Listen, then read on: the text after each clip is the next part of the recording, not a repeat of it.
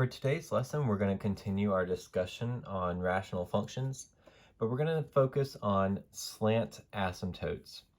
So in the last video, we briefly described when slant asymptotes happen, and that's when the degree of the numerator is larger than the degree of the denominator. So to find a slant asymptote, we're going to use our long division to divide the numerator by the denominator, and then the resulting quotient is the equation of the slant asymptote. We don't want the remainder. We're going to ignore that completely.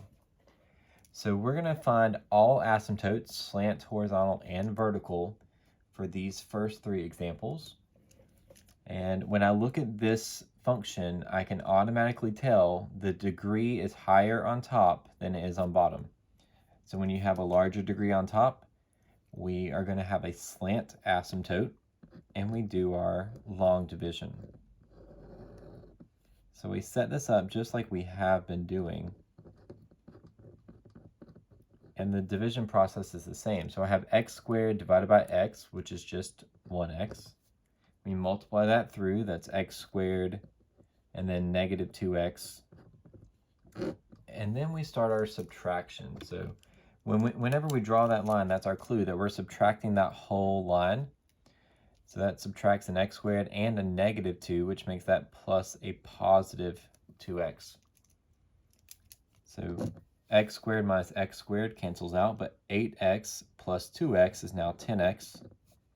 And we bring down the 15, so plus 15. We start that process again, so 10x divided by x is just 10.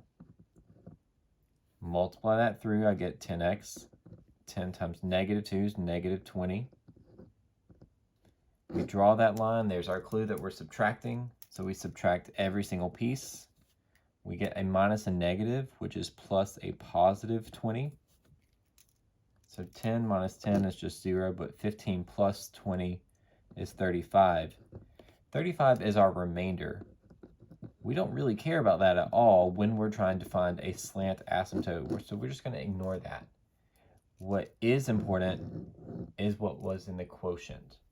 So our slant asymptote is going to be y equals x plus 10. We do need the y equals because it's an equation. And what it is doing, it's creating that slant line. It's a linear function that the graph is getting closer and closer towards. So then we also have a vertical asymptote. We had said that you can have a slant asymptote or a horizontal asymptote, but you cannot have both. So in this case, there's no horizontal, but there is a vertical asymptote. That vertical asymptote is just when the denominator is equal to 0. So that would come from the x minus 2. That vertical asymptote is x equals 2. Okay, so let's look at example 2. Again, we can tell it's going to be a higher degree on top than it is on bottom. So that's automatically going to be a slant asymptote. Let's go ahead and set up our long division. I have 3x squared plus x minus 2. And this one is a little bit different. I tried to give us a trickier one, but think about how we started out. We always do our first term divided by our first term. So if you're still doing the scratch work off to the side, that was 3x squared divided by 2x.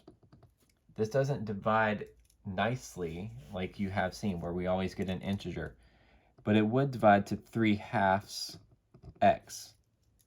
So we got a fraction, but that's okay. It still is possible. And we multiply it back through.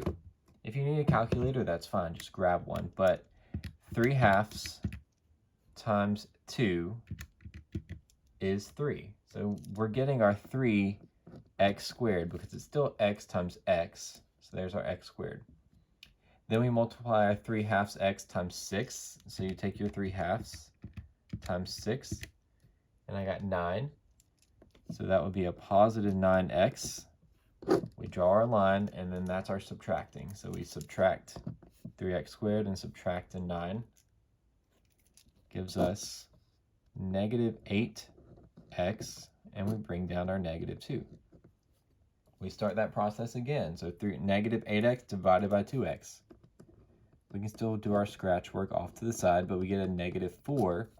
That one did divide evenly. So minus 4. We can multiply that through to get negative 8x. Negative 4 times 6 is going to be negative 24.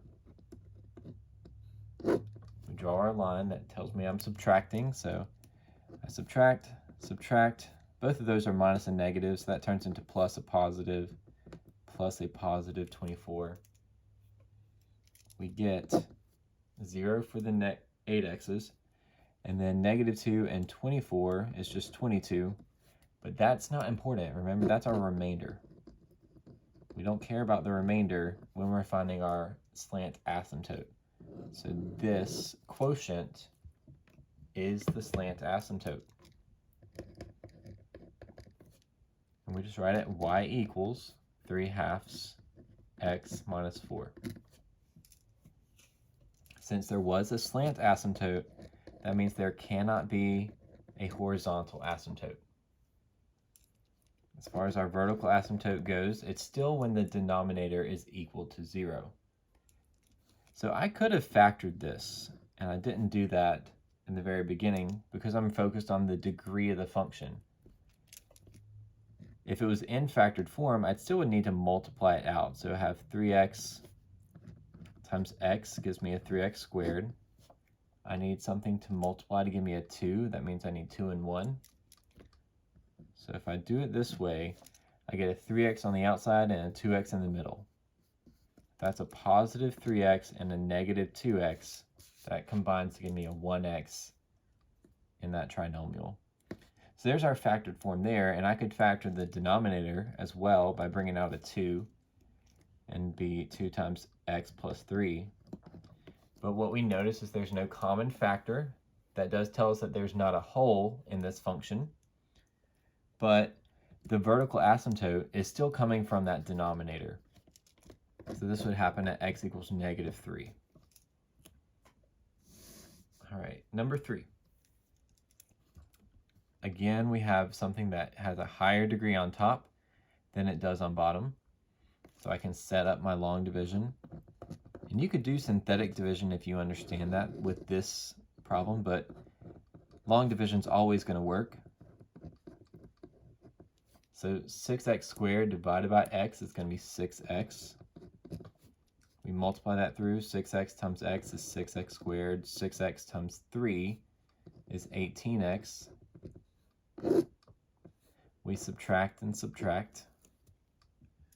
So I get 7x minus 18x, which is a negative 11x, and bring down our 2. We divide again, so negative 11x divided by x would be negative 11. Negative 11 multiplied through gives me negative 11x and negative 33. We subtract and subtract. We have minus a negative, which turns that into plus a positive, but we end up with 35 as the remainder. Again, that's not important. We don't need a remainder. We need the quotient. So our slant asymptote is just y equals 6x minus 11. Since there is a slant, there is not a horizontal. Then we look for our vertical asymptote. This one, I could factor it as well.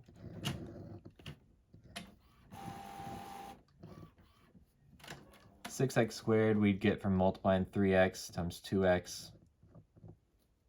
2 still comes from 2 times 1, so if I put that here, 2 and 1, you can check on the outside. I'm going to get 3x times 1 is 3x. Inside I have a 4x, and 3x and 4x is 7x. So that is in factored form, but none of that is going to really make a difference because we don't have a hole or a hole in that graph, but we do have a vertical asymptote. So that vertical asymptote is again x equals negative 3.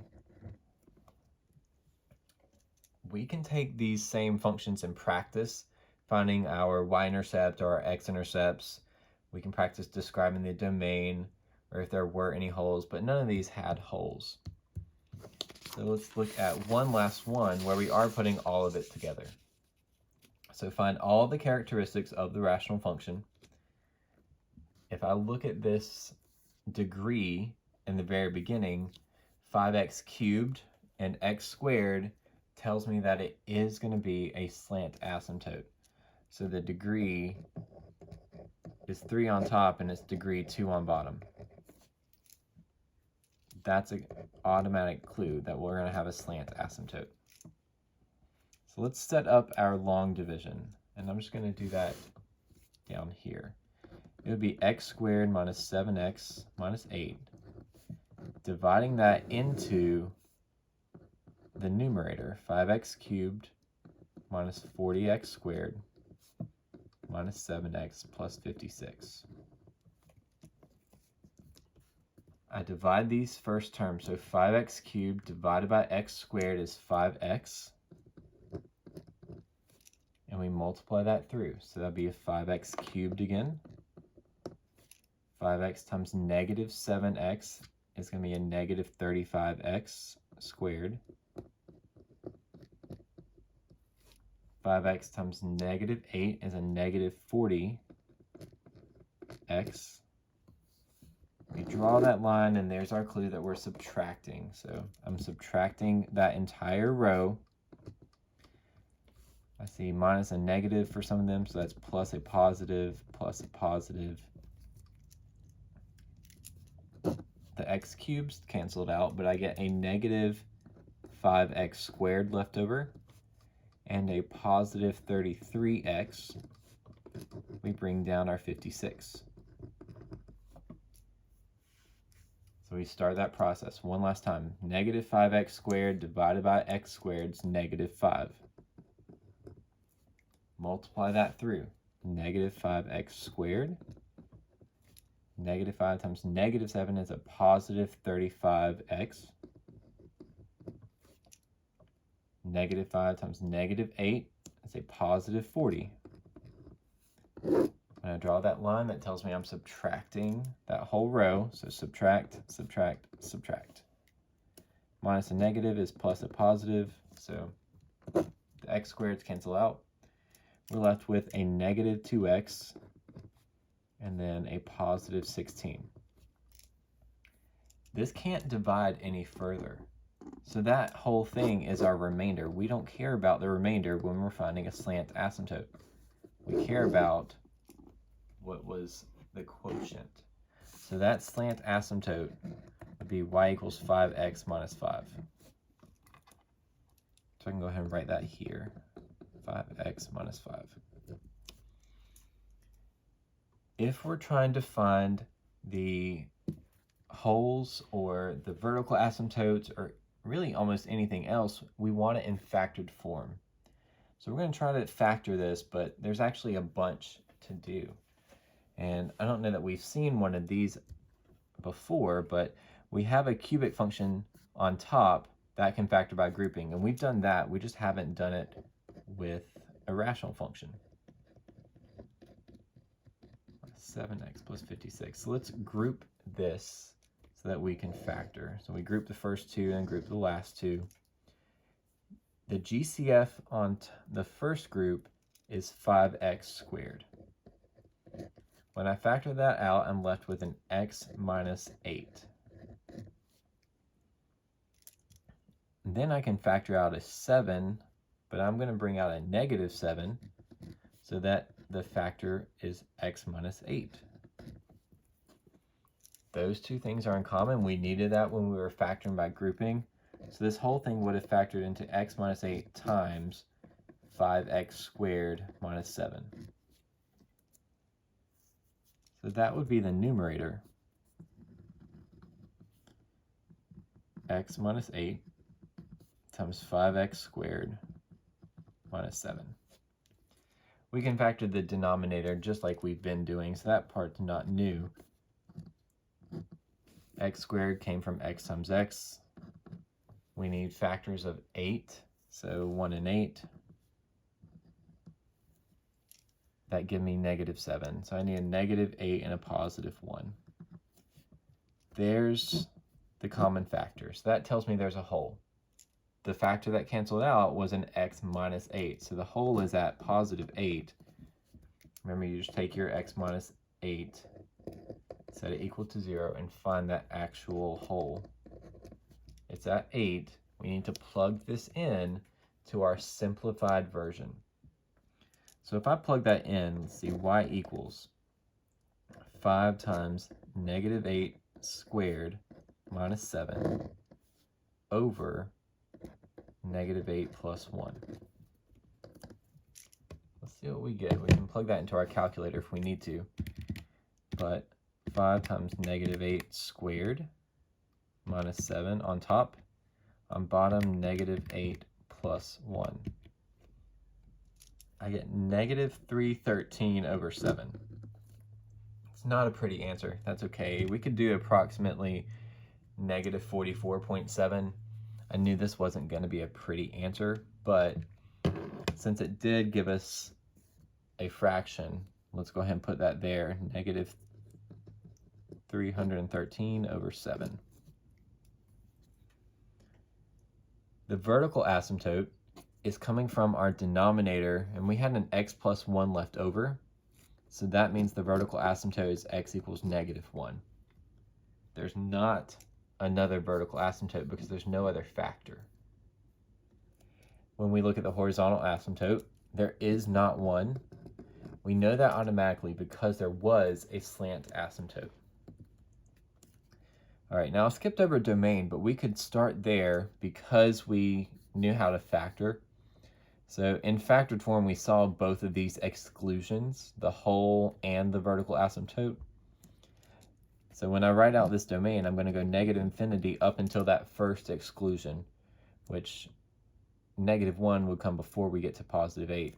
So -1 union -1, and then we go till we get to the next exclusion, which is +8.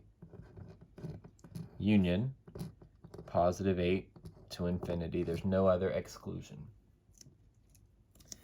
The last two parts were the X-intercept and the Y-intercept. So that you can do from factored form or from our original version. But let's say I go with our factored form. The X-intercept is the value of x when y is 0. So let's plug that in here. I have 5x squared minus 7 over x plus 1. That was what was left over after I simplified. If I multiply this up here, because we're dividing, the opposite would be multiplication, I'd have 0 times x plus 1. Well, that's just 0. So I have 0 equals 5x squared minus 7.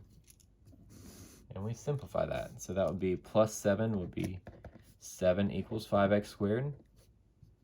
Divide by 5, I get 7/5 equals x squared. And then we square root. So because we are square rooting, we have to put a plus or minus. The square root of 7/5. That's not going to be pretty. We'll leave it like that for now. But there are two x-intercepts. One of them would be negative square root of 7/5, 0. And the other one is positive square root of 7/5, 0. Okay, and the y-intercept, if we find that, we would be finding the value of y when x is 0.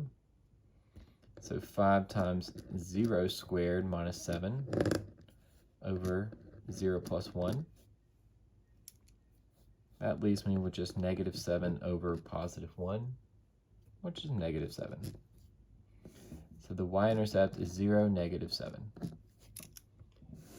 Go ahead and work through the ones that are in the lab manual to help practice all of these characteristics, whether you have a slant asymptote or a horizontal asymptote. You need to know how to do all of them.